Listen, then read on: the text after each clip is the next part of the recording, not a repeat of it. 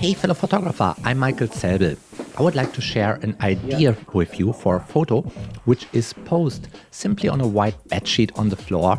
It's illuminated just by a little speedlight, but it looks much more sophisticated and posh. This is about a technique called flash painting. This is about opening your shutter for a couple of seconds and then firing a couple of flashes onto your subject for one single exposure. If you've never tried this out, then give it a go. It's probably much more fun than you think. For that, you need to pose your model in a way that she's really stable. She's not allowed to move during the exposure at all. You need a room which is really dark, pitch black dark. You need to have your camera on a tripod. The exposure values I used were ISO 320 and f11. I focused using autofocus as long as my lights were turned on, and then I switched to manual focus because I don't want my camera to start hunting around for focus once I hit my shutter. Now, the shutter, by the way, is set to 10 seconds, which is an epic length for an exposure of one photo, but it's just fine. You need a little speed light to expose the image. Zoom it to 105mm. I even added a snoot in front of the flash head.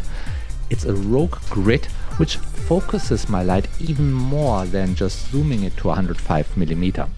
I fired my speedlight simply via the test button. In my case, it triggers a flash at 1/32 of power on my Mitros speedlight. For your speedlight, try it out. Find the right power ISO combination for your exposure and do that actually before you photograph your model. Do yourself that favor. Ideally, put your speedlight into a black sock so that you do not pollute your exposure with the display light of your speedlight or the ready light. These lights actually show up. Do your image, open your shutter for the 10 seconds, and during that time fire 5 or 6 flashes onto your model from short distances like 1 foot or 30 centimeters. Make sure that one of your flashes is aimed nicely at her face from a little bit above, and then check the resulting image. Look for blurriness, look if the model moved between the single flashes, look for traces of light from your speedlight display, because every image that you create this way is pretty unique, but I feel the results are really interesting. As a variation, have her standing at a wall. Have her leaning at the wall stable so that she doesn't move.